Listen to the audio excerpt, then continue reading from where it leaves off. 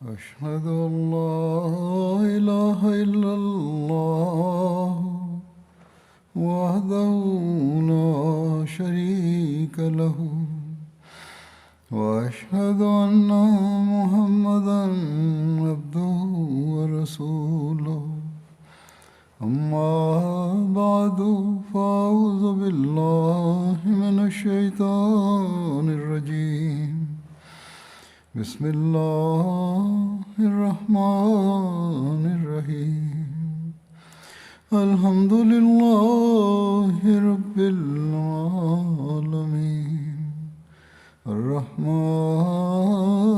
الرحيم مالك يوم الدين إياك نعبد وإياك نستعين اهدنا الصراط المستقيم صراط الذين أنعمت عليهم غير المغضوب عليهم ولا الضالين.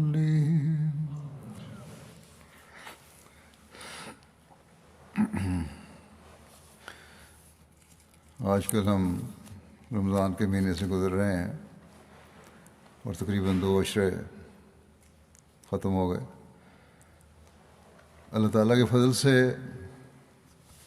ہر مومن اس مہینے میں یہ کوشش کرتا ہے کہ وہ زیادہ سے زیادہ اس مہینے کے فیض سے حصہ لے.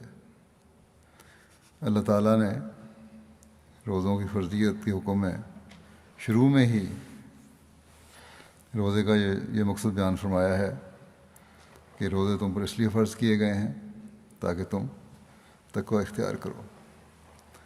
بس روزوں اور رمضان کے فیض سے ہم تبھی حصہ پا سکیں گے جب ہم روزوں کے ساتھ اپنے تقوی کے معیار بھی بلند کرنے والے ہوں گے.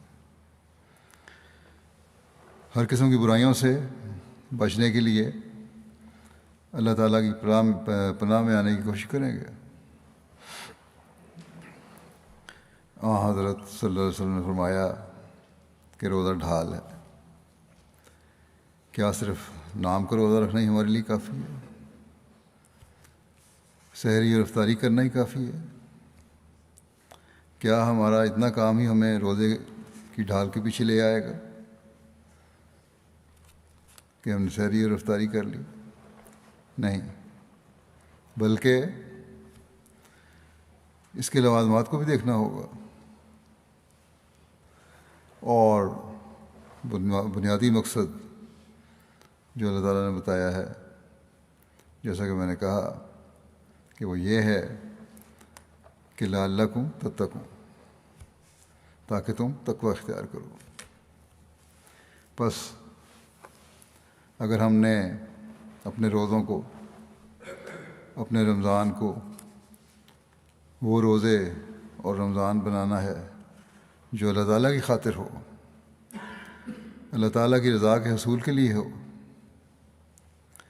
جس کا اجر خود اللہ تعالیٰ بنتا ہو، تو ہمیں پھر اسے اس معیار پر لانا ہوگا جو خدا تعالیٰ نے جو خدا تعالیٰ ہم سے چاہتا ہے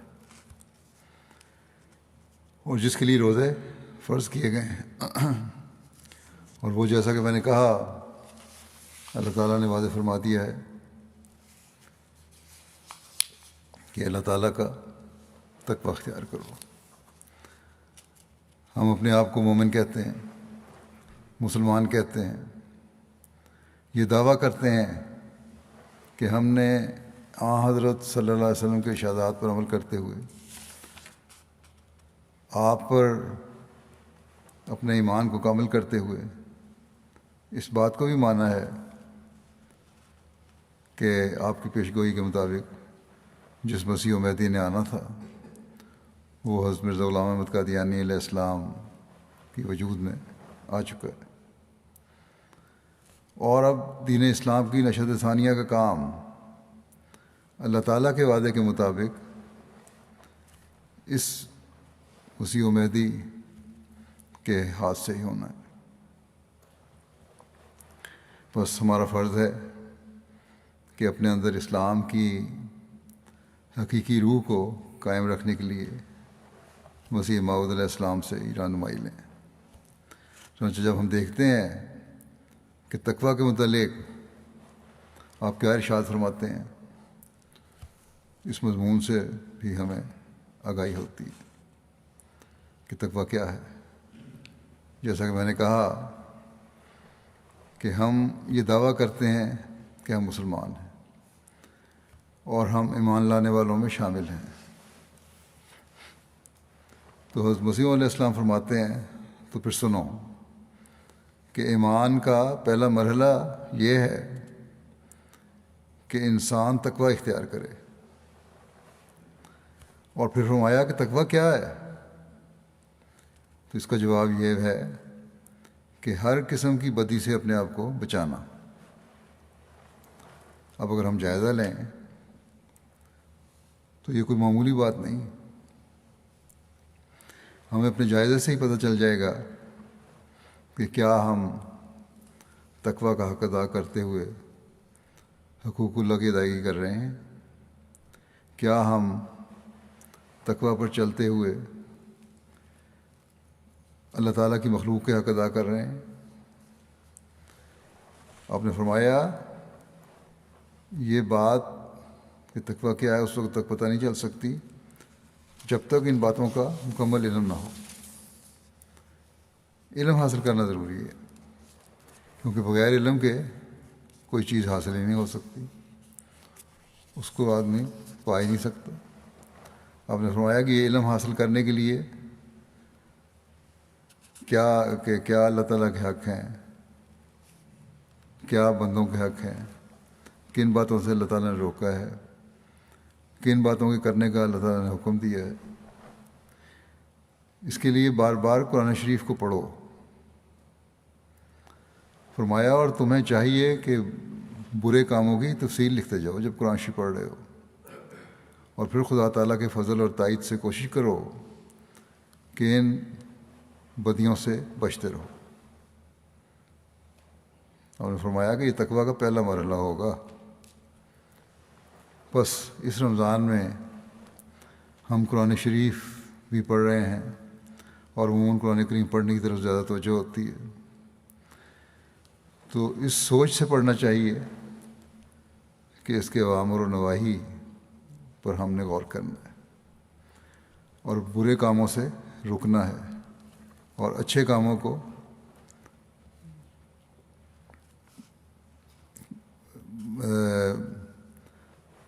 ادا کرنے کی کوشش کرنی ہے، پھر عمل کرنے کی کوشش کرنی ہے۔ آپ نے فرمایا قرآن شریف میں اول سے آخر تک اوامر و نواہی اور احکام الہی کی تفصیل موجود ہے۔ بس ہمیں ان چیزوں کو دیکھنا ہوگا، ان پر غور کرنا اور ان پر عمل کرنا ہوگا، اور یہی ایک مومن کی نشانی ہے۔ آپ نے اس بات کو بڑے زور سے بیان فرمایا کہ جب تک انسان متقی نہیں بنتا، اس کی عبادات اور دعاؤں میں قبولیت کا رنگ پیدا نہیں ہوتا، کیونکہ اللہ تعالیٰ نے یہی فرمایا ہے، جیسا کہ فرماتا ہے انما یتقبل اللہ من المتقین، یعنی بے شک اللہ تعالیٰ متقیوں ہی کی عبادت کو قبول فرماتا ہے۔ فرمایا یہ سچی بات ہے کہ نماز روزہ بھی متقیوں کا ہی قبول ہوتا ہے۔ پھر اس کا جواب دیا کہ عبادات کی قبولیت کیا ہے اور اس سے مراد کیا ہے، قبولیت کیا چیز ہے؟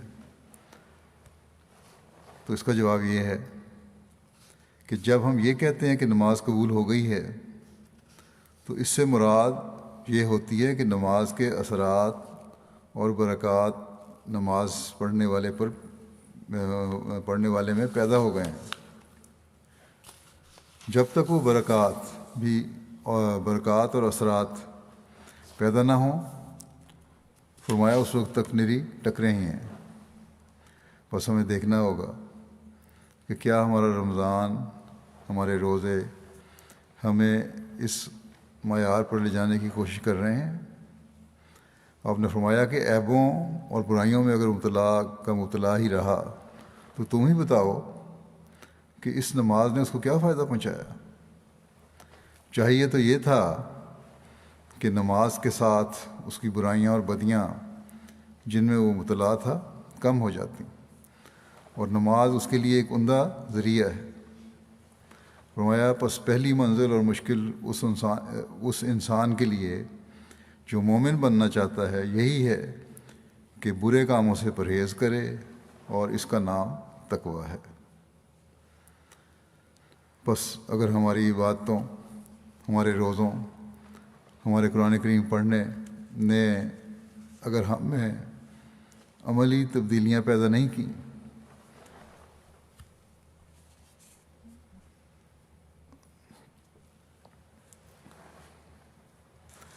اور تقویٰ جس کا حصول روزوں کا مقصود ہے وہ حاصل کرنے کی کوشش نہیں کی، تو ہم نے اپنے روزوں کے مقصد کو پورا نہیں کیا۔ ہم نے اس ڈھال کے متعلق باتیں تو کی ہیں جس کے بارے میں حضرت صلی اللہ علیہ وسلم نے فرمایا کہ روزہ ڈھال ہے، لیکن ہم نے اس ڈھال کے استعمال کا طریق سیکھنے کی کوشش نہیں کی۔ ہم نے سحری اور افطاری کے اہتمام تو کیا، لیکن ہم نے سحری اور افطاری کھانے کے مقصد کو پورا نہیں کیا۔ ہم نے سارا دن بغیر کھائے پیے گزار تو دیا، لیکن ہم نے اس واقعے کے مقصد کو پورا نہیں کیا۔ اور جو مقصد تقویٰ سے پورا ہوتا ہے، اور جو تقویٰ ہمیں پیدا ہونا چاہیے تھا، بس یہ ہمیں جائزے لینے ہوں گے کہ ہوا یا نہیں ہوا۔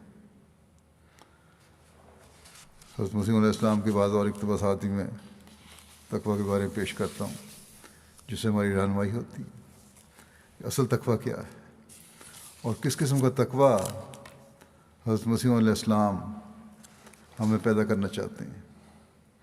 اس بارے میں ایک موقع پر آپ نے فرمایا کہ اصل تقویٰ جس سے انسان دھویا جاتا ہے اور صاف ہوتا ہے، اور جس کے لیے انبیاء آتے ہیں، وہ دنیا سے اٹھ گیا ہے۔ کوئی ہوگا جو قد افلح من زکاہا کا مصداق ہوگا، یعنی جس نے اس کو پاک کیا وہ اپنے مقصود میں اپنا مقصد پا گیا۔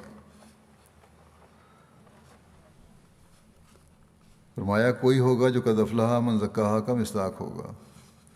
پاکیزگی اور طہارت عمدہ شے ہے۔ انسان پاک اور مطہر ہو تو فرشتے اس سے مصافحہ کرتے ہیں۔ لوگوں میں اس کی قدر نہیں ہے، ورنہ ان کی لذات کی ہر شے حلال ذرائع سے ان کو ملے۔ چور چوری کرتا ہے کہ مال ملے، لیکن اگر وہ صبر کرے تو خدا تعالیٰ اسے اور راہ سے مالدار کر دے گا۔ اور یہ صرف چوری ظاہری چوری نہیں ہے، بعض کاروباری لوگ بھی جو غلط قسم کی چیزیں اپنی بیچتے ہیں وہ بھی اسی زمرے میں آ جاتی ہیں۔ اسی طرح زانی زنا کرتا ہے، اگر صبر کرے تو خدا تعالیٰ اس کی خواہش کو اور راہ سے پوری کر دے جس میں اس کی رضا حاصل ہو۔ حدیث میں ہے کہ کوئی چور چوری نہیں کرتا مگر اس حالت میں ہے کہ وہ مومن نہیں ہوتا، اور کوئی زانی زنا نہیں کرتا مگر اس حالت میں کہ وہ مومن نہیں ہوتا۔ یعنی کہ ایمان جب نکل جاتا ہے دل سے تو اسی وقت اس قسم کی حرکتیں ہوتی ہیں پھر انسان سے۔ فرمایا کہ جیسے بکری کے سر پر شیر کھڑا ہو تو وہ گھاس بھی نہیں کھا سکتی، تو بکری جتنا ایمان بھی لوگوں کا نہیں ہے۔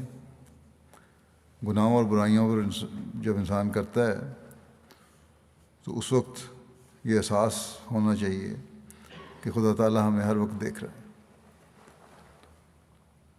فرمایا کہ اصل جڑ اور مقصود تقویٰ ہے، جسے وہ عطا ہو تو سب کچھ پا سکتا ہے، بغیر اس کے ممکن نہیں ہے کہ انسان صغائر اور کبائر سے بچے، چھوٹے گناہوں سے، بڑے گناہوں سے بچے۔ انسانی حکومتوں کے حکام گناہوں سے نہیں بچا سکتے، حکام ساتھ ساتھ تو نہیں پھرتے کہ ان کا خوف رہے۔ انسان اپنے آپ کو اکیلا خیال کر کے گناہ کرتا ہے، ورنہ وہ کبھی نہ کرے، اور جب وہ اپنے آپ کو اکیلا سمجھتا ہے اس وقت وہ دہریہ ہوتا ہے، ایمان کوئی نہیں ہوتا اس کے اندر، خدا اس کے دل سے نکل چکا ہوتا ہے، وہ دہریہ ہو جاتا ہے اس وقت، اور یہ خیال نہیں کرتا کہ میرا خدا میرے ساتھ ہے، وہ مجھے دیکھتا ہے۔ ورنہ اگر وہ یہ سمجھتا کہ خدا دیکھ رہا ہے تو کبھی گناہ نہ کرتا۔ تقویٰ سے سب شے ہے، قرآن نے ابتدا اسی سے کی ہے، ایاک نعبد و ایاک نستعین سے مراد بھی تقویٰ ہے، کہ انسان اگرچہ عمل کرتا ہے مگر خوف سے جرأت نہیں کرتا کہ اسے اپنی طرف منسوب کرے، اور اسے خدا کی استعانت خیال کرتا ہے، اور پھر اسی سے آئندہ کے لیے استعانت طلب کرتا ہے، اللہ تعالیٰ سے مدد مانگتا ہے۔ اگر نیکی کی بھی تو یہ نہیں کہ میرا کوئی کمال ہے، میرا دل نیک ہے میرا، یا میں بہت اعلیٰ نیکی کے معیار پہ پہنچ گیا ہوں، بلکہ یہ اللہ تعالیٰ کا فضل ہے کہ اس نے مجھے اس نیکی کی، نماز پڑھنے کی توفیق دی، دعا کرنے کی توفیق دی۔ پھر دوسری صورت بھی ہدی للمتقین سے شروع ہوتی ہے۔ نماز، روزہ، زکوٰۃ وغیرہ سب اسی وقت قبول ہوتا ہے جب انسان متقی ہو۔ اس وقت خدا تمام دائی گناہ کے لیے اٹھا دیتا ہے، یعنی گناہ کی طرف بلانے والی تمام چیزیں جو ہیں ان کو اللہ تعالیٰ دور کر دیتا ہے اگر تقویٰ ہو۔ بیوی کی ضرورت ہو تو بیوی دیتا ہے، دوا کی ضرورت ہو تو دوا دیتا ہے، جس شے کی حاجت ہو وہ دیتا ہے، اور ایسے مقام سے روزی دیتا ہے اسے خبر نہیں ہوتی۔ فرمایا کہ ایک اور آیت قرآن شریف میں ہے، ان الذین قالوا ربنا اللہ ثم استقاموا تتنزل علیہم الملائکۃ الا تخافوا ولا تحزنوا۔ اس سے بھی مراد متقی ہیں۔ ثم استقاموا یعنی ان پر زلزلے آئے، ابتلا آئے، آندھیاں چلیں، مگر ایک عہد جو اس سے کر چکے ہیں اس سے نہ پھرے،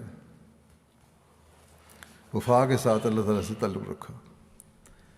ایمان ایک دفعہ لے آئے تو ایمان پر مضبوط ہوتے چلے گئے، یہ نہیں کہ ذرا ذرا سی بات پر ایمان ہلنے لگ جائے، متزلزل ہو جائے۔ پھر آگے خدا تعالیٰ فرماتا ہے کہ جب انہوں نے ایسا کیا اور صدق اور وفا دکھلائی تو اس کا اجر یہ ملا کہ تتنزل علیہم الملائکہ، یعنی ان پر فرشتے اترے اور کہا کہ خوف اور حزن مت کرو، تمہارا خدا متولی ہے، وابشروا بالجنۃ التی کنتم توعدون، اور بشارت دی کہ تم خوش ہو اس جنت سے، اور اس جنت سے یہ مراد دنیا کی جنت ہے، اس جنت سے، اور اس جنت سے مراد دنیا کی جنت ہے، جیسے قرآن مجید میں ہے وَلِمَنْ خَافَ مَقَامَ رَبِّهِ جنتان۔ پھر آگے ہے کہ نحن اولیاؤکم فی الحیات الدنیا وفی الآخرہ، کہ دنیا اور آخرت میں ہم تمہارے ولی اور متکفل ہیں۔ بس کیا خوش قسمت ہیں جن کا اللہ تعالیٰ ولی ہو جائے اور متکفل ہو جائے، جو اپنا ہر کام خدا کی رضا کے حصول کے لیے کرنے والے ہیں۔ پھر اس بات کی وضاحت فرماتے ہوئے کہ مومن اور کافر کی کامیابی میں کیا فرق ہوتا ہے، مومن کس طرح اپنی کامیابی کو دیکھتا ہے اور کافر کس طرح دیکھتا ہے۔ فرمایا کہ اس اصول کو ہمیشہ مد نظر رکھو کہ مومن کا کام یہ ہے کہ وہ کسی کامیابی پر جو اسے دی جاتی ہے شرمندہ ہوتا ہے۔ شرمندہ کیوں ہوتا ہے؟ یہ اظہار ہوتا ہے اس سے کہ میں تو اس قابل نہیں تھا، کہ اللہ تعالیٰ کے فضل نے سب کچھ دے دیا، جو بھی عطا ہے یہ اللہ تعالیٰ کے فضل سے ہوئی ہے، نہ کہ میری کسی خوبی کی وجہ سے، میرے کسی علم کی وجہ سے، میری عقل کی وجہ سے، میری دولت کی وجہ سے، یا میری جسمانی حالت کی وجہ سے، نہیں، بلکہ یہ خدا تعالیٰ کا فضل ہے۔ اور جب یہ احساس ہوتا ہے تو پھر خدا تعالیٰ کی حمد کرتا ہے کہ اس نے اپنا فضل کیا، اور اس طرح پر وہ قدم آگے آگے رکھتا ہے اور ہر ابتلاء میں ثابت قدم رہ کر ایمان پاتا ہے۔ فرمایا کہ یاد رکھو کہ کافر کی کامیابی ضلالت کی راہ ہے، اور مومن کی کامیابی سے اس کے لیے نعمتوں کا دروازہ کھلتا ہے۔ کافر کیونکہ ہر چیز اپنے پر فخر کرتا ہے اور اپنے اوپر لیتا ہے اس کا کریڈٹ، تو وہ گمراہی میں گرتا چلا جاتا ہے۔ لیکن مومن، حقیقی مومن، جب اللہ تعالیٰ کے فضل کی طرف منسوب کرتا ہے ہر چیز، تو پھر اس کے اوپر نعمتوں کا دروازہ کھلتا چلا جاتا ہے۔ فرمایا کہ کافر کی کامیابی اس لیے ضلالت کی طرف لے جاتی ہے کہ وہ خدا کی طرف رجوع نہیں کرتا، بلکہ اپنی محنت، دانش اور قابلیت کو خدا بنا لیتا ہے۔ مگر مومن خدا تعالیٰ کی طرف رجوع کر کے خدا سے ایک نیا تعارف پیدا کرتا ہے، اور اس طرح پر ہر ایک کامیابی کے بعد اس کا خدا سے ایک نیا معاملہ شروع ہو جاتا ہے، اور اس میں تبدیلی ہونے لگتی ہے۔ ان اللہ مع الذین اتقوا، خدا ان کے ساتھ ہوتا ہے جو متقی ہوتے ہیں۔ یاد رکھنا چاہیے کہ قرآن شریف میں تقویٰ کا لفظ بہت مرتبہ آیا ہے، 100 سے زیادہ دفعہ آیا ہے۔ اس کے معنی پہلے لفظ سے کیے جاتے ہیں۔ یہاں مع کا لفظ آیا ہے، یعنی جو خدا کو مقدم سمجھتا ہے خدا اس کو مقدم رکھتا ہے، اور دنیا میں ہر قسم کی ذلتوں سے بچا لیتا ہے۔ فرمایا کہ میرا ایمان یہی ہے کہ اگر انسان دنیا میں ہر قسم کی ذلت اور سختی سے بچنا چاہے تو اس کے لیے ایک ہی راہ ہے کہ متقی بن جائے، پھر اس کو کسی چیز کی کمی نہیں۔ بس مومن کی کامیابی اس کو آگے لے جاتی ہے اور وہیں پر نہیں ٹھہر جاتا۔ فرمایا تقویٰ کا اثر اسی دنیا میں متقی پر شروع ہو جاتا ہے۔ یہ صرف ادھار نہیں، نقد ہے، بلکہ جس طرح زہر کا اثر اور تریاق کا اثر فوراً بدن پر ہوتا ہے، اسی طرح تقویٰ کا اثر بھی ہوتا ہے۔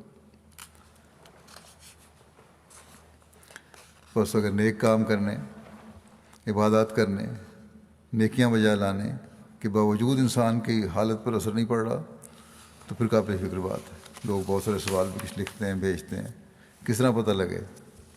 تو پتہ اس طرح نہ لگے کہ نیکیوں کی طرف اگر توجہ زیادہ پیدا ہو رہی ہے، اللہ کی طرف تو توجہ زیادہ پیدا ہو رہی ہے، تو پھر وہ کام انسان اللہ تعالیٰ کی خاطر کر رہا ہے اور اللہ تعالیٰ اس میں برکت ڈال رہا ہے۔ تقویٰ کی راہوں کی نشاندہی کرتے ہوئے اس طرح توجہ دلاتے ہوئے آپ فرماتے ہیں کہ انسان کی تمام روحانی خوبصورتی تقویٰ کی تمام باریک راہوں پر قدم مارنا ہے۔ تقویٰ کی باریک راہیں روحانی خوبصورتی کی لطیف نقوش اور خوشنما خط و خال ہیں۔ یعنی باریک راہیں کیا ہیں تقویٰ کی؟ کہ روحانی طور پر اس کو ایک خوبصورتی پیدا ہو جاتی ہے اس میں، اور ظاہر ہے کہ خدا تعالیٰ کی ایمانتوں اور ایمانی عہدوں کی حت الوسع رعایت کرنا، اور سر سے پیر تک جتنے قوا اور اعضاء ہیں جن میں ظاہری طور پر آنکھیں اور کان اور ہاتھ اور پیر اور دوسرے اعضاء ہیں، اور باطنی طور پر دل اور دوسری قوتیں اور اخلاق ہیں، ان کو جہاں تک طاقت ہو ٹھیک ٹھیک محل ضرورت پر استعمال کرنا، اور ناجائز مواد سے روکنا، اور ان کے پوشیدہ حملوں سے متنبع رہنا، اور اسی کے مقابل پر حقوق عباد کا بھی، یہ چیزیں جو ہیں ایمانی عہد ہیں جو اللہ تعالیٰ سے ہم نے کیے ہیں کہ اپنی آنکھ کو بھی صحیح جگہ استعمال کرنا ہے، بد نظری سے بچانا ہے، غلط کاموں سے بچانا ہے، کانوں کو بھی غلط باتیں سننے سے بچانا ہے، ہاتھ اور پیر سے بھی نیک عمل کرنے ہیں، دل کے اندر جو گندے خیالات ہیں ان کو بھی نکالنا ہے، اور اس لیے زیادہ سے زیادہ استغفار بھی کرنی چاہیے۔ دوسری قوتیں ہیں ان سے بھی کام لینا ہے، اپنے اخلاق کو اعلیٰ معیار تک پہنچانا ہے۔ یہ عہد ہیں ایمانی عہد جو اللہ تعالیٰ سے انسان کرتا ہے۔ فرمایا کہ ان کو پورا کرنا ہے تم نے، اور اس کے مقابلے پر فرمایا کہ حقوق عباد کا بھی لحاظ رکھنا ہے، بندوں کے حقوق جو ہیں ان کو بھی خیال رکھنا ہے۔ وہ چیزیں تو تمہارے اپنے لیے ہو گئیں، اب بندوں کے حق بھی ادا کرنے ہیں، اور اگر یہ حق ادا ہوں گے تو فرمایا یہ وہ طریق ہے جو انسان کی تمام روحانی خوبصورتی اس سے وابستہ ہے۔ اللہ کے حق ادا ہو گئے، بندوں کے حق ادا ہو گئے تو روحانی خوبصورتی انسان میں پیدا ہو جاتی ہے۔ اور خدا تعالیٰ نے قرآن شریف میں تقویٰ کو لباس کے نام سے موسوم کیا ہے، چنانچہ لباس التقویٰ قرآن شریف کا لفظ ہے۔ یہ اس بات کی طرف اشارہ ہے کہ روحانی خوبصورتی اور روحانی زینت تقویٰ سے ہی پیدا ہوتی ہے، اور تقویٰ یہ ہے کہ انسان خدا کی تمام امانتوں اور ایمانی عہد اور ایسا ہی مخلوق کی تمام امانتوں اور عہد کی حد الوسع رعایت رکھے، یعنی ان کے دقیق در دقیق پہلوؤں پر تاب مقدور کار بند ہو جائے، جو اللہ تعالیٰ کے حکم ہے، عبادات کے بارے میں، اپنی ذات کو صحیح کرنے کے بارے میں، لوگوں کے حق ادا کرنے کے بارے میں، ان کی باریکیوں میں جا کر ان کو ادا کرنے کی کوشش کرو۔ بس جب تک حقوق اللہ اور حقوق العباد کے باریک در باریک پہلوؤں پر عمل کرنے کی انسان کوشش نہ کرے، اس وقت تک آپ نے فرمایا کہ تقویٰ کا معیار حاصل نہیں ہوتا۔ بس یہ بہت اہم نقطہ ہے جسے ہمیں یاد رکھنا چاہیے۔ صرف عبادتیں اگر اس کے ساتھ بندوں کے حقوق کی ادائیگی نہیں تو کچھ فائدہ نہیں دیتی، اور صرف مخلوق کے بعض حق ادا کر دینا اور خدا تعالیٰ کو بھول جانا، جس طرح لوگ کہتے ہیں ہم بندوں کے حق ادا کر رہے ہیں، یہ بھی تقویٰ پر چلنے والے نہیں بنا سکتا۔ ایک حقیقی مومن کے لیے دونوں حقوق کا خیال رکھنا ضروری ہے۔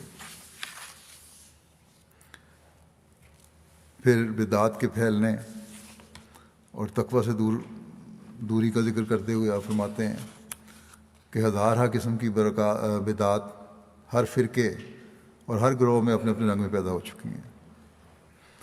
تقویٰ اور طہارت جو اسلام کا اصل منشا اور مقصود تھا، جس کے لیے حضرت صلی اللہ علیہ وسلم نے خطرناک مصائب برداشت کی، جن کو بجز نبوت کے دل کے کوئی دوسرا برداشت نہیں کر سکتا، وہ آج مفقود اور معدوم ہو گیا ہے۔ جیل خانوں میں جا کے دیکھو کہ جرائم پیشہ لوگوں میں زیادہ تعداد کن کی ہے، یعنی جرائم پیشہ لوگ جو ہیں کن کی تعداد سے صرف اشارہ کر رہے ہیں، آپ فرما رہے ہیں کہ مسلمان ہیں زیادہ ہیں جرائم پیشہ۔ گھانا میں ہمارے ایک منسٹر تھے، میں پہلے بھی بیان کر چکا ہوں، وہ بتایا کرتے تھے، میٹنگ ہو رہی تھی ہماری، تو انہوں نے کہا کہ ہماری جیلوں میں زیادہ تعداد مسلمانوں کی ہے۔ انہوں نے کہا میں احمدی ہوں اور میں یہ چیلنج کرتا ہوں کہ ان مسلمانوں میں سے تم دیکھ لو گے کہ احمدی کوئی نہیں ہوگا، یا احمدی ہوں گے تو بالکل برائے نام اس نسبت کے لحاظ سے۔ اور جب جا کے جائزہ لیا گیا تو یہی صحیح بات نکلی۔ تو حقیقی مومن، حقیقی احمدی کی یہ نشانی ہے،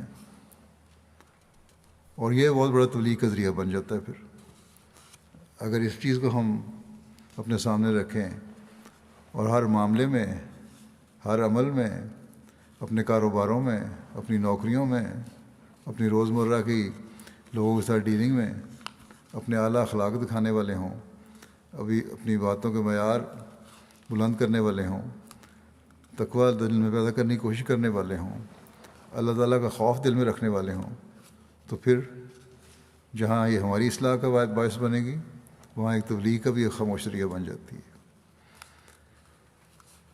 فرمایا زنا، شراب اور اطلافی حقوق اور دوسرے جرائم اس کثرت سے ہو رہے ہیں کہ گویا یہ سمجھ لیا گیا ہے کہ کوئی خدا نہیں۔ اگر مختلف طبقات قوم کی خرابیوں پر اور نقائص پر مفصل بحث کی جاوے تو ایک ضخیم کتاب تیار ہو جاوے۔ ہر دانشمند اور غور کرنے والا انسان قوم کے مختلف افراد کی حالت پر نظر کر کے اس صحیح اور یقینی نتیجے پر پہنچ جاوے گا کہ تقویٰ وہ تقویٰ جو قرآن کریم کی علت غائی تھا، جو اکرام کا اصل موجب اور ذریعہ شرافت تھا، آج موجود نہیں۔ قرآن کریم تو تقویٰ پیدا کرنا چاہتا تھا، یہی مقصد تھا قرآن کریم کا، وہ مفقود ہو گیا مسلمانوں میں۔ فرمایا کہ عملی حالت جس کی اشد ضرورت تھی کہ اچھی ہوتی، اور جو غیروں اور مسلمانوں میں مابع الامتیاز تھی، سخت کمزور اور خراب ہو گئی ہے۔ اب ایسی حالت ہو تو کیا تبلیغ ہونی ہے پھر، اور کیا پھر مسلمانوں کا اثر ہونا ہے دنیا پہ؟ اور اسی کا نتیجہ ہم آج کل دیکھ رہے ہیں، اور اس کا حل احمدیوں کے پاس ہے۔ اگر ہم بھی بگڑ گئے تو پھر کون سنبھالے گا؟ اور اللہ تعالیٰ کے فضل سے، حضرت مسیح علیہ السلام سے جو اللہ تعالیٰ کے وعدے ہیں وہ تو پورے ہونے ہیں، لیکن ہم اگر ان میں شامل نہ ہوئے تو اللہ تعالیٰ اور قوموں کو کھڑا کر دے گا اور ان کے ذریعے سے وعدے پورے کروا دے گا۔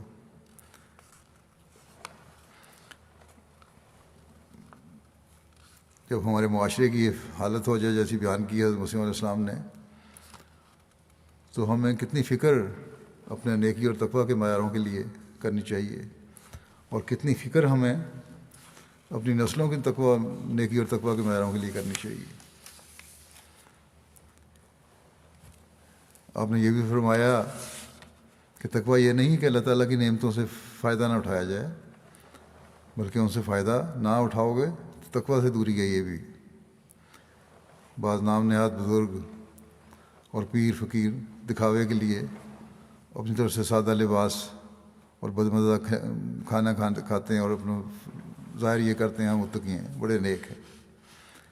فرمایا کہ یاد رکھو کہ انسان کو چاہیے کہ ہر وقت اور ہر حالت میں دعا کا طالب رہے، اور دوسرے اما بنعمت رب کا فحدث پر عمل کرے۔ خدا تعالیٰ کی عطا کردہ نعمتوں کی تحدیث کرنی چاہیے، ان کا ذکر کرنا چاہیے، ان کا اظہار ہونا چاہیے۔ اس سے خدا تعالیٰ کی محبت بڑھتی ہے، نعمتوں کا اظہار ہوگا تو، اور اس کی اطاعت اور فرما برداری کے لیے ایک جوش پیدا ہوتا ہے۔ تحدیث کے یہ معنی نہیں ہے کہ انسان صرف زبان سے ذکر کرتا رہے، بلکہ جسم پر بھی اس کا اثر ہونا چاہیے۔ مثلا ایک شخص کو اللہ تعالیٰ نے توفیق دی ہے کہ وہ عمدہ کپڑے پہن سکتا ہے، لیکن وہ ہمیشہ میلے کچیلے کپڑے پہنتا ہے، اس خیال سے کہ وہ واجب الرحم سمجھا جاوے یا اس کی آسودہ حالی کا حال کسی پر ظاہر نہ ہو۔ ایسا شخص گناہ کرتا ہے، کیونکہ وہ خدا تعالیٰ کے فضل اور کرم کو چھپانا چاہتا ہے اور نفاق سے کام لیتا ہے، دھوکہ دیتا ہے اور مغالطے میں ڈالنا چاہتا ہے۔ یہ مومن کی شان سے بعید ہے، مومن ایسا نہیں ہوتا۔ حضرت صلی اللہ علیہ وسلم کا مذہب مشترک تھا، یعنی ہر چیز جو میسر تھا وہ آپ کیا کرتے تھے۔ یہ نہیں ہے کہ ایک طرف چلے رجحان ہو گیا، اعلیٰ کپڑے ملے تو اعلیٰ کپڑے بھی پہنے، اگر نہیں تھے تو عام کپڑے بھی پہنے۔ فرمایا کہ آپ کو جو ملتا تھا پہن لیتے تھے، اعراض نہ کرتے تھے، جو کپڑا پیش کیا جاوے اسے قبول کر لیتے تھے۔ لیکن آپ کے بعد بعض لوگوں نے اسی میں تواضع دیکھی کہ رہبانیت کی جز ملا دی۔ بعض درویشوں کو دیکھا گیا کہ گوشت میں خاک ڈال کر کھاتے تھے، اپنے وہ درویش کہتے ہیں گوشت میں مٹی ڈالے کھا رہے ہیں۔ ایک درویش کے پاس کوئی شخص گیا، اس نے کہا اس کو کھانا کھلا دو، مہمان کو کھانا کھلا دو۔ اس درویش نے کہا، اپنے مریدوں کو کہا۔ اس شخص نے، مہمان نے اصرار کیا کہ میں تو آپ کے ساتھ ہی کھاؤں گا، میں پیر صاحب آپ کے ساتھ ہی کھاؤں گا۔ آخر جب وہ اس درویش کے ساتھ کھانے بیٹھا تو اس کے لیے نیم کے گولے تیار کر کے آگے رکھے گئے۔ نیم ایک کڑوا ایک درخت ہے، اس کے بڑے پتے بڑے کڑوے ہوتے ہیں اور نمولیاں لگتی ہیں، وہ بھی بڑی کڑوی ہوتی ہیں۔ اس کا کھانا بنا کے اس کو پیش کیا گیا، کڑوا کھانا، کوئی مزہ نہیں تھا اس کو۔ مزہ کیا، وہ خطرناک قسم کا کڑوا مزہ تھا اس کو۔ فرمایا کہ اس قسم کے امور بعض لوگ اختیار کرتے ہیں، اور غرض یہ ہوتی ہے کہ لوگوں کو اپنے باکمال ہونے کا یقین دلائیں، مگر اسلام ایسی باتوں کو کمال میں داخل نہیں کرتا۔ اسلام کا کمال تو تقویٰ ہے، جس سے ولایت ملتی ہے، جس سے فرشتے کلام کرتے ہیں، خدا تعالیٰ بشارتیں دیتا ہے۔ ہم اس قسم کی تعلیم نہیں دیتے، کیونکہ اسلام کی تعلیم کے منشا کے خلاف ہے۔ قرآن شریف تو کلوا من الطیبات، کہ پاکیزہ چیزوں میں سے کھاؤ، کی تعلیم دیتا ہے، اور یہ لوگ طیب عمدہ چیز میں خاک ڈال کر غیر طیب بنا دیں۔ اس قسم کے مذاہب اسلام کے بہت عرصے بعد پیدا ہوئے ہیں۔ یہ لوگ حضرت صلی اللہ علیہ وسلم پر اضافہ کرتے ہیں، ان کو اسلام سے اور قرآن کریم سے کوئی تعلق نہیں ہوتا۔ یہ خود اپنی شریعت الگ قائم کرتے ہیں، میں اس کو سخت حقارت اور نفرت کی نگاہ سے دیکھتا ہوں۔ ہمارے لیے رسول اللہ صلی اللہ علیہ وسلم کا اسوہ حسنہ ہے، ہمارے لیے رسول اللہ صلی اللہ علیہ وسلم اسوہ حسنہ ہے۔ ہماری بھلائی اور خوبی یہی ہے کہ جہاں تک ممکن ہو آپ صلی اللہ علیہ وسلم کے نقش قدم پر چلیں اور اس کے خلاف کوئی قدم نہ اٹھائیں۔ اسی طرح یہ تو کھانے پینے کی بات ہے، پھر روزمرہ کے اخلاق کی بات جہاں تک آتی ہے، فرمایا کہ اسی طرح عورتوں اور بچوں کے ساتھ تعلقات ہیں، گھریلو جو رویے ہیں لوگوں کے، ان کے بارے میں بھی فرما دیا کہ عورتوں اور بچوں کے ساتھ تعلقات اور معاشرت میں لوگوں نے غلطیاں کھائی ہیں اور زیادہ مستقیم سے بہک گئے ہیں، سیدھا راستے سے ہٹ گئے ہیں۔ قرآن شریف میں لکھا ہے کہ عاشرہن بالمعروف، مگر اب اس کے خلاف عمل ہو رہا ہے۔ معروف کیا کرنا ہے انہوں نے، بلکہ ظلم ہو رہے ہوتے ہیں بعض گھروں میں۔ بس اچھے کپڑے پہننا اگر توفیق ہے، اچھے کھانے کھانا اگر توفیق ہے،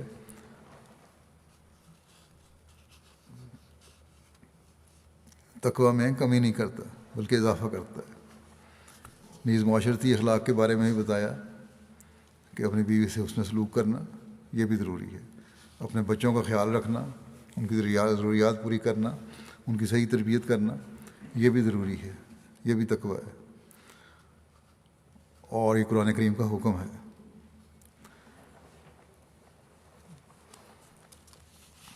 بس حقوق اللہ اور حقوق العباد دونوں کی ادائیگی ضروری ہے۔ پھر ایک بات بیان فرمائی آپ نے کہ متقی کو اللہ تعالیٰ کی طرف سے ایک نور دیا جاتا ہے۔ اس بارے میں آپ فرماتے ہیں کہ حقیقی تقویٰ کے ساتھ جاہلیت جمع نہیں ہو سکتی۔ حقیقی تقویٰ اپنے ساتھ ایک نور رکھتی ہے، جیسا کہ اللہ جل شانہ فرماتا ہے، یا ایھا الذین آمنوا ان تتقوا اللہ یجعل لکم فرقانا ویکفر عنکم سیئاتکم۔ یا ایھا الذین آمنوا ان تتقوا اللہ یجعل لکم فرقانا ویکفر عنکم سیئاتکم ویجعل لکم نورا تمشون بہ۔ یعنی اے ایمان لانے والو، اگر تم متقی ہونے پر ثابت قدم رہو اور اللہ تعالیٰ کے لیے اتقاء کی صفت میں قیام اور استحکام اختیار کرو تو خدا تعالیٰ تم میں اور تمہارے غیروں میں فرق رکھ دے گا۔ وہ فرق یہ ہے کہ تم کو ایک نور دیا جائے گا جس نور کے ساتھ تم اپنی تمام راہوں میں چلو گے، یعنی وہ نور تمہارے تمام افعال اور اقوال اور قوا اور حواس میں آ جائے گا، تمہاری عقل میں بھی نور ہوگا اور تمہاری ہر ایک اٹکل میں کی بات میں بھی نور ہوگا۔ کوئی غلط حرکت سرزد ہو ہی نہیں سکتی اس سے جو اللہ تعالیٰ کی منشا کے مطابق چلنے والا ہو۔ اگر ہوگی بھی تو فوراً اللہ تعالیٰ اس کی اصلاح کی طرف توجہ بھی دلا دے گا، استغفار کرنے کی طرف اللہ تعالیٰ توجہ دلائے گا۔ تو فرمایا کہ تمہاری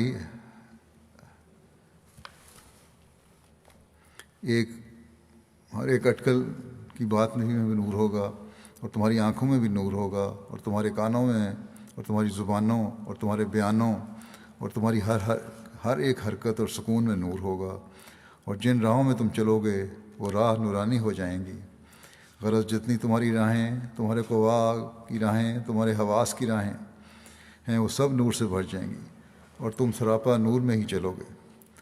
جتنی تمہاری راہیں ہیں نیکی کی طرف لے جانے والی راہیں ہوں گی، نیک تمہارے قوا جو ہیں وہ بھی نیک کام کرنے والے ہوں گے، تمہاری سوچیں اور خیالات ہیں وہ بھی نیک ہو جائیں گی، بدی ہوں گے خیالات مٹ جائیں گے۔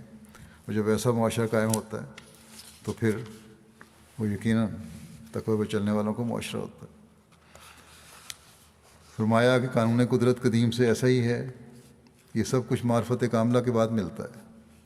خوف اور محبت اور قدردانی کی جڑ معرفت کاملہ ہے، بس جس کو معرفت کاملہ دی گئی اس کو خوف اور محبت بھی کامل دی گئی، اور جس کو خوف اور محبت کامل دی گئی اس کو ہر ایک گناہ سے جو بے باکی سے پیدا ہوتا ہے نجات دی گئی۔ بس ہم اس نجات کے لیے نہ کسی خون کے محتاج ہیں اور نہ کسی صلیب کی حاجت مند اور نہ کسی کفارے کی ہمیں ضرورت ہے، بلکہ ہم صرف ایک قربانی کے محتاج ہیں جو اپنے نفس کی قربانی ہے، جس کی ضرورت کو ہماری فطرت محسوس کر رہی ہے، ایسی قربانی کا دوسرے لفظوں میں نام اسلام ہے۔ نفس کی قربانی کرنا تقویٰ بچانے کا باعث بنتا ہے، اور اسی کا نام اسلام ہے۔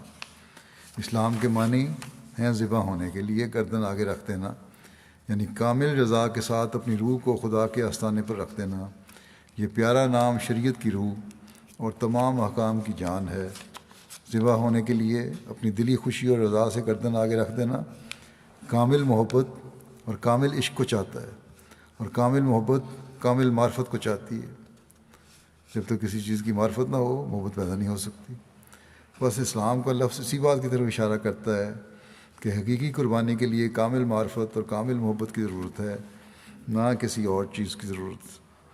اسی کی طرف خدا تعالیٰ قرآن شریف میں اشارہ فرماتا ہے، لن ینال اللہ لحومہا ولا دماؤہا ولکن ینالہ التقوی منکم، یعنی تمہاری قربانیوں کے نہ تو گوشت میرے تک پہنچتے ہیں نہ خون، بلکہ صرف یہ قربانی میرے تک پہنچتی ہے کہ تم مجھ سے ڈرو اور میرے لیے تقوی اختیار کرو۔ بس یہ وہ تقوی کا معیار ہے جو خدا تعالیٰ ہم سے چاہتا ہے، جو خدا تعالیٰ کے رسول صلی اللہ علیہ وسلم ہم سے چاہتے ہیں، جو زمانے کے امام ہم سے چاہتے ہیں، اور اس کی بار بار قرآن کریم میں تلقین کی گئی ہے۔ اور اس کے حصول کے لیے رمضان کے مہینے میں روزوں کی فرضیت رکھی گئی ہے۔ خوش قسمت ہوں گے ہم میں سے وہ جو اس سوچ کے ساتھ کوشش کریں گے کہ یہ تقوی حاصل کرنے کے لیے رمضان کے بقیہ روزے ہم نے گزارنے ہیں، اور یہ جو گزارے ہیں اللہ تعالیٰ کرے کہ اس طرح گزارے ہوں، اور ہم نے اپنے ہر قول و فعل کو اللہ تعالیٰ کی رضا کے مطابق ڈھالنا ہے۔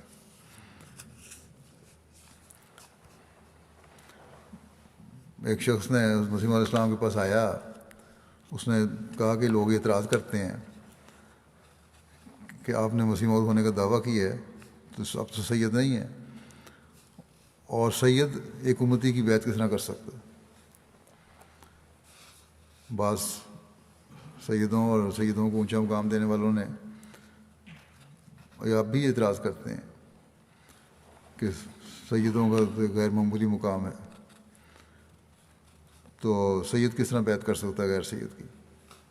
اسی طرح آج کل بعض عربوں میں یہ خیال پیدا ہو گیا ہے کہ مسیح موعود نے اگر آنا تھا تو عربوں میں سے آنا تھا، غیر عربوں سے کس طرح آ گیا؟ ہم کس طرح مان لیں؟ قرآن کریم پڑھتے ہیں لیکن غور نہیں کرتے۔ جواب تو وہاں پہلے سے موجود ہے۔ یہ مقام اللہ تعالیٰ کہتا ہے میں نے دینا ہوتا ہے، بندے نہیں ہیں جو تقسیم کر رہے ہوں اس مقام کی۔ بہرحال آپ فرماتے ہیں کہ خدا تعالیٰ نہ محض جسم سے راضی ہوتا ہے نہ قوم سے، اس کی نظر ہمیشہ تقوی پر ہوتی ہے۔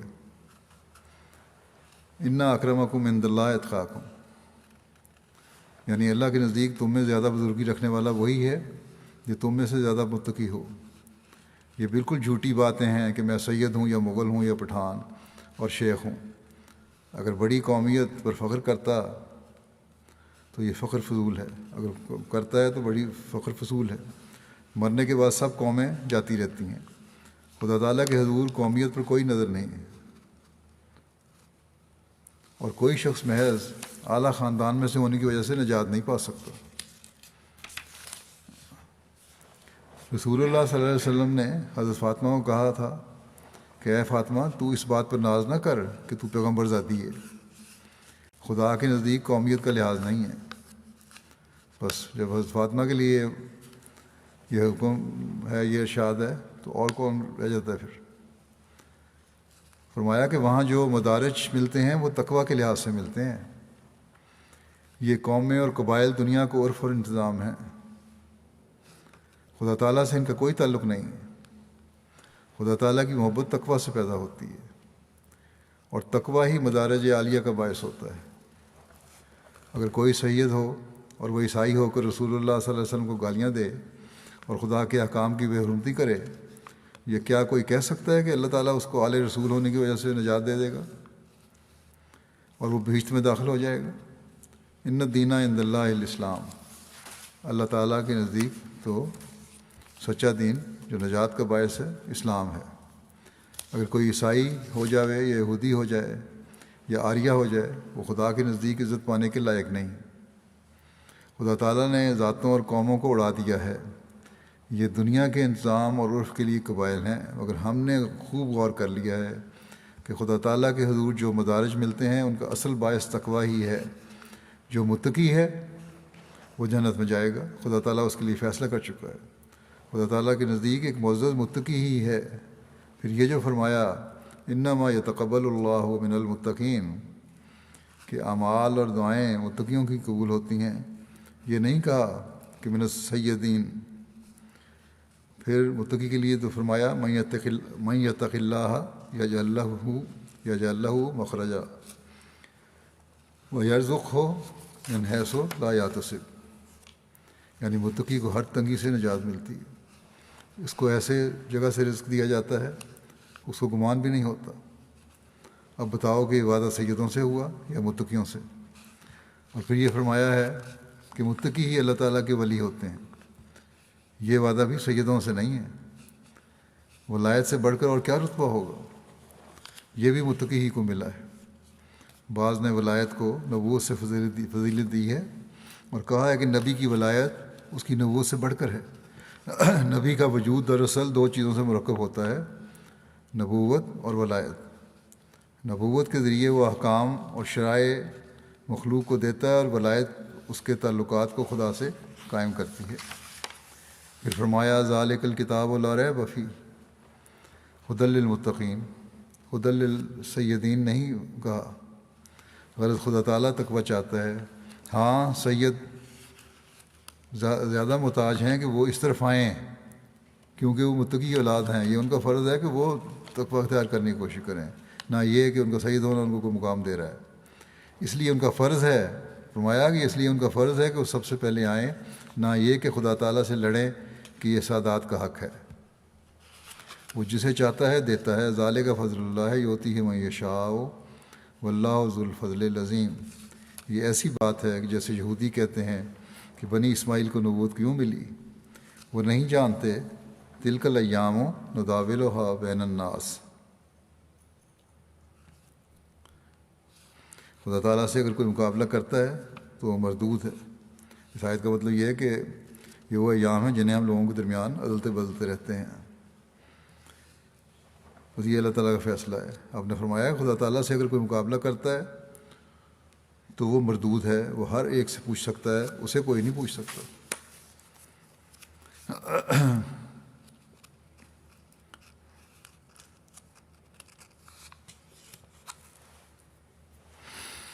پھر آپ فرماتے ہیں اپنے دعوے پر اپنے الزام کے جواب میں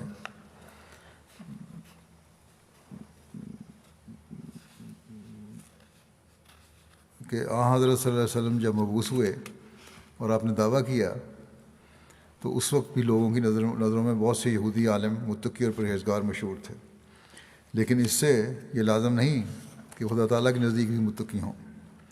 خدا تعالیٰ تو ان متقیوں کا ذکر کرتا ہے جو اس کے نزدیک تقویٰ اور اخلاص رکھتے ہیں۔ جب ان لوگوں نے حضرت صلی اللہ علیہ وسلم کا دعویٰ سنا، لوگوں میں جو ان کی وجاہت تھی ان میں فرق آتا دیکھ کر رعونت سے انکار کر دیا اور حق کو اختیار کرنا گوارا نہ کیا۔ اب دیکھو کہ لوگوں کے نزدیک تو وہ بھی متقی تھے، مگر ان کا نام حقیقی متقی نہیں تھا۔ حقیقی متقی وہ شخص ہے کہ جس کی خواہ آبرو جائے، ہزار ذلت آتی ہو، جان جانے کا خطرہ ہو، فقر و فاقہ کی نوبت آئی ہو، تو وہ محض اللہ تعالیٰ سے ڈر کر ان سب نقصانوں کو گوارا کرے لیکن حق کو ہرگز نہ چھپاوے۔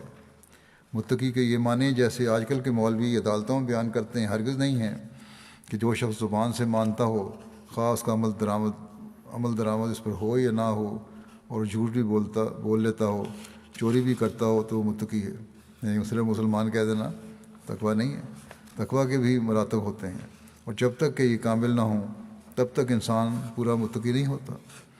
ہر ایک شے وہی کارآمد ہوتی ہے جس کا پورا وزن۔ اگر ایک شے لگی ہے تو روٹی کا ایک بھورا اور پانی کا ایک قطرہ پی لینے سے اسے سحری حاصل نہ ہوگی۔ مولوی لوگ اپنے آپ کو علمیت کا اظہار کرتے ہیں تو یہ ان کا تقویٰ نہیں ہے۔ تقویٰ تو پیدا ہوتا ہے عمل سے۔ کسی کو مولوی کہنے سے یا بڑا عالم بننے سے تقویٰ نہیں پیدا ہو جاتا ہے۔ فرمایا کہ اگر ایک شخص کو بھوک اور پیاس لگی ہے تو روٹی کا ایک بھورا اور پانی کا ایک قطرہ لے لینے سے اسے سحری حاصل نہ ہوگی، اور نہ جان کو بچا سکے گا جب تک پوری خوراک کھانے اور پینے کی اسے نہ ملے۔ یہی حال تقویٰ کا ہے، جب تک انسان اسے پورے طور پر ہر ایک پہلو سے اختیار نہیں کرتا تب تک وہ متقی نہیں ہو سکتا۔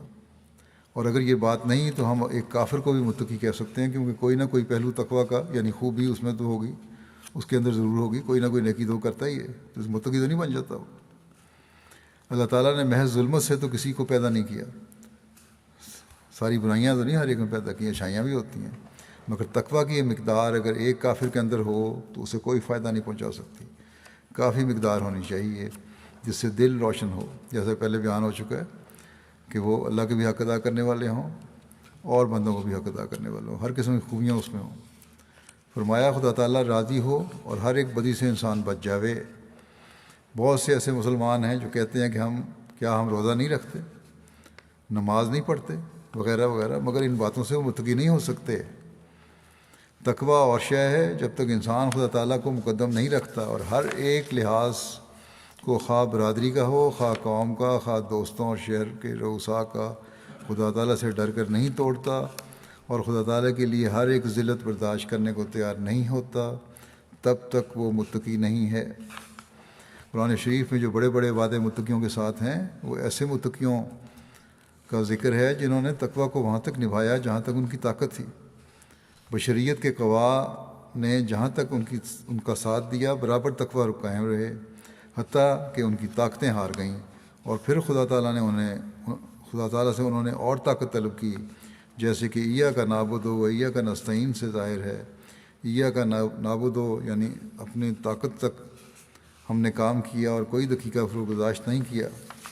ایّا کا نستعین یعنی آگے چلنے کے لیے اور نئی طاقت طلب کرتے ہیں، جیسے حافظ نے کہا ہے، شاعر نے، کہ ما بدا منزل عالی نتوانیم رسید، ہاں اگر لطف شما پیش نہت گام چند، کہ ہم اس والی منزل تک نہیں پہنچ سکتے جب تک کہ تمہاری مہربانی ساتھ نہ ہو۔ بس خوب یاد رکھو کہ خدا تعالیٰ کے نزدیک متقی ہونا اور شے ہے اور انسان کے نزدیک متقی ہونا اور شے۔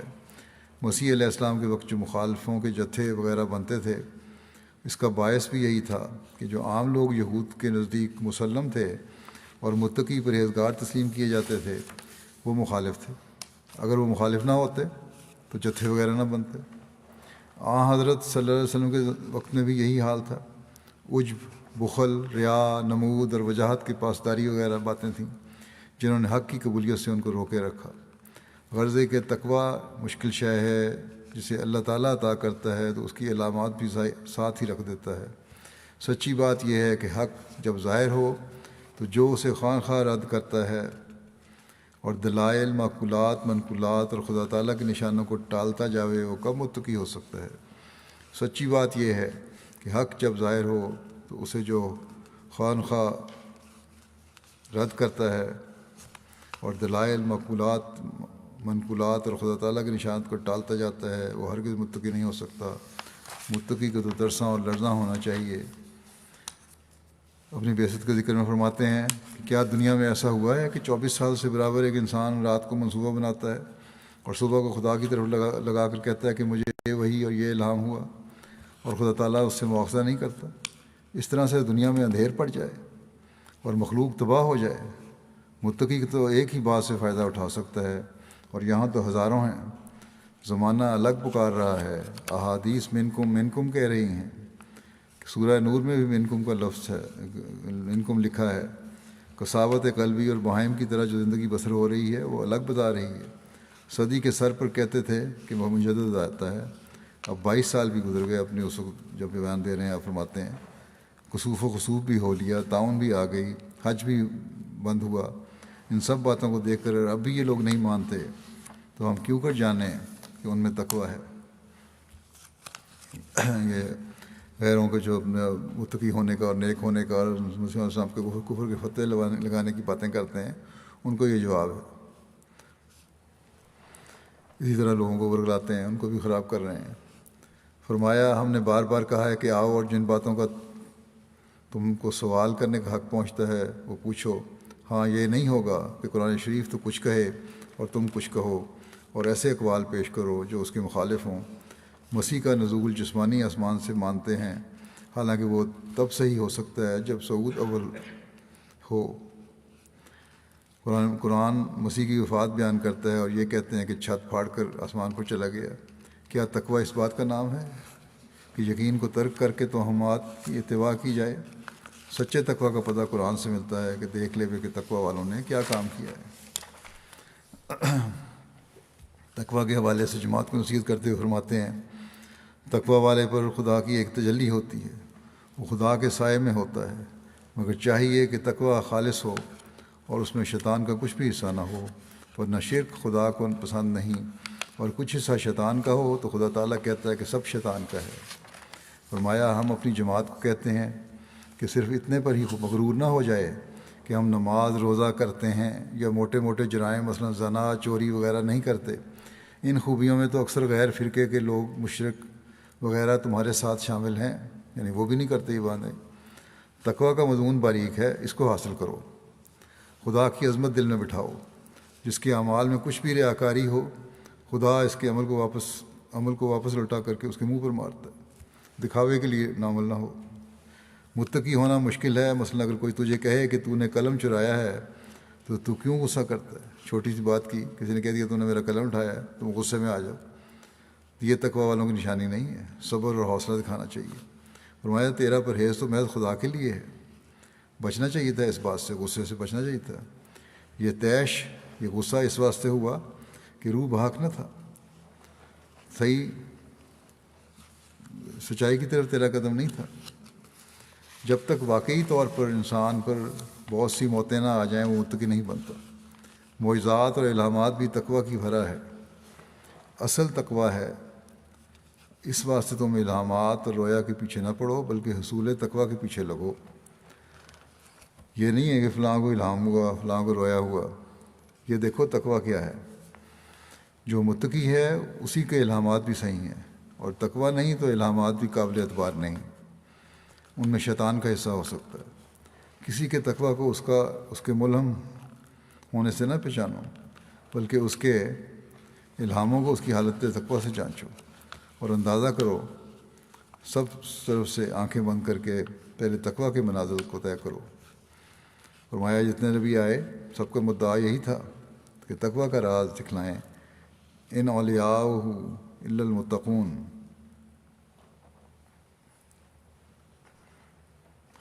مگر قرآن شریف نے تقوی کی باریک راہوں کو سکھلایا ہے۔ کمال نبی کا کمال امت کو چاہتا ہے، چونکہ حضرت صلی اللہ علیہ وسلم خاتم النبیین تھے صلی اللہ علیہ وسلم، اس لیے حضرت صلی اللہ علیہ وسلم پر کمالات نبوت ختم ہوئے۔ کمالات نبوت ختم ہونے کے ساتھ ہی ختم نبوت ہوا۔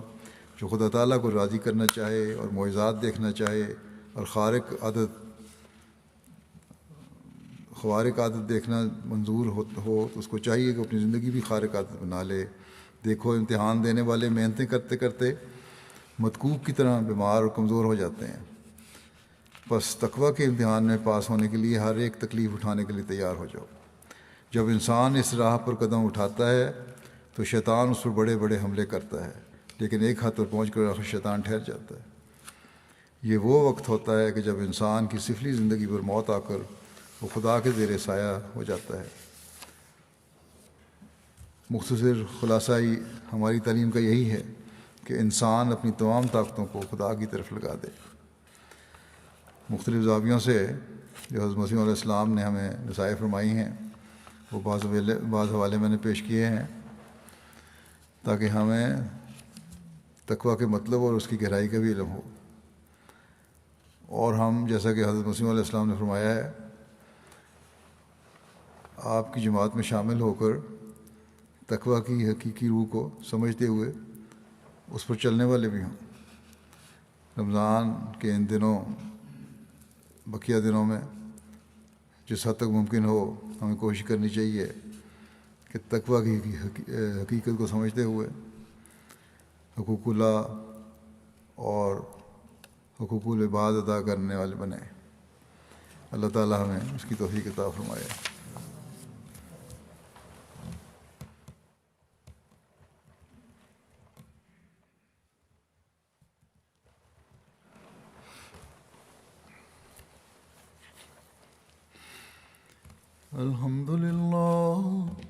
الحمد لله نحمده ونستعينه ونستغفره ونؤمن به ونتوكل عليه ونعوذ بالله من شرور أنفسنا ومن سيئات أعمالنا من يهده الله فلا مضل له ومن يضلل فلا هادي له ونشهد أن لا إله إلا الله ونشهد أن محمدا عبده ورسوله عباد الله رحمكم الله إن الله يأمر بالعدل والإحسان وإيتاء ذي القربى